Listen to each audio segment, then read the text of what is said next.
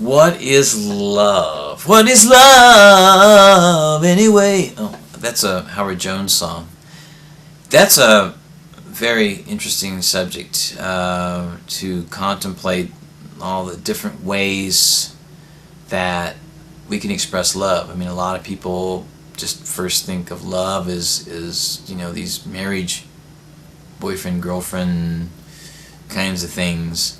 You know, and don't get me wrong, you know, kids are great, raising a family is a great thing. I mean, we all came from a family, so it's important, and I'm not knocking that. But to think that that's all there is to love is pretty narrow. Love between friends that's non-sexual, as well as between friends that's sexual. Common interests, and you know, the love of something.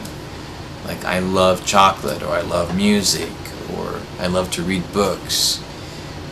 There's so many different ways. There's God love, there's erotic love, there's social love. I mean, in this social networking, you know, I love the social network, and you know, there's a part of me that would like to reach out to certain people as I get to know them on the internet, and just kind of give them a big internet hug. Here we go. Yeah. But then when you meet, like many of us did in New York, and on 777, and others have done in other places like in London and San Francisco and LA, it really does add a new dimension to this whole thing of love for me. And I could elaborate more, but in a nutshell, what I'm interested in doing is, when I have time, I'm really busy with different projects at the moment, which I can't go into a whole lot of detail on, but if you go to my main page, there's some more information there, or there will be soon. But I do, when I have some time, want to personally connect with some of you in making videos, and even if there isn't time to watch everybody's videos, to put the gist of what the video is about in the written description that goes along with the video, and then I'll get a better idea of what's there and how to respond or how to ask questions. And I want to keep this dialogue going, intelligent, thoughtful, loving dialogue, and put it out there on the YouTube airwaves, and eventually stick them and MySpace, Facebook, all those different places.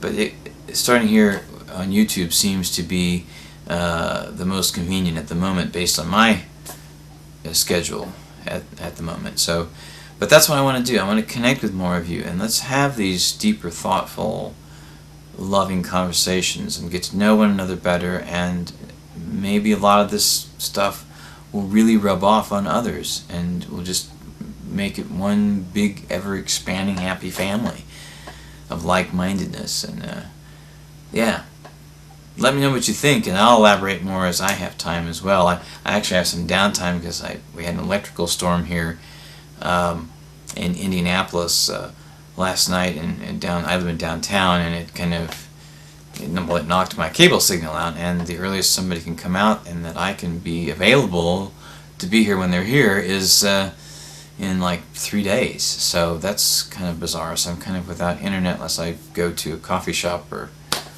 Panera Bread or something. So, which is another point to make about how we're all connected. Supposedly, the storms that come through here are part of a big system that is connected to the huge system that created Hurricane Dean. So Middle America and the Midwest is just getting pounded with water and having storms and electrical things going on, and yeah. And one of the reasons why it's going to take so long for me to get my internet service back is because they have to focus on the 911 line, telephone lines first. So it really shows, I mean, that's an example right there, how we're all connected and what can happen from something, you know, like a hurricane, which is quite a way south of where I live, how it can impact day-to-day life. And you know, in the bigger picture, yeah, the internet isn't, you know, the most relevant thing, but it, you know, it does play an important part in my social life, and I, you know, yeah. Anyway, I'm rambling. I will pick this up later and hope to hear from some of you. Thanks.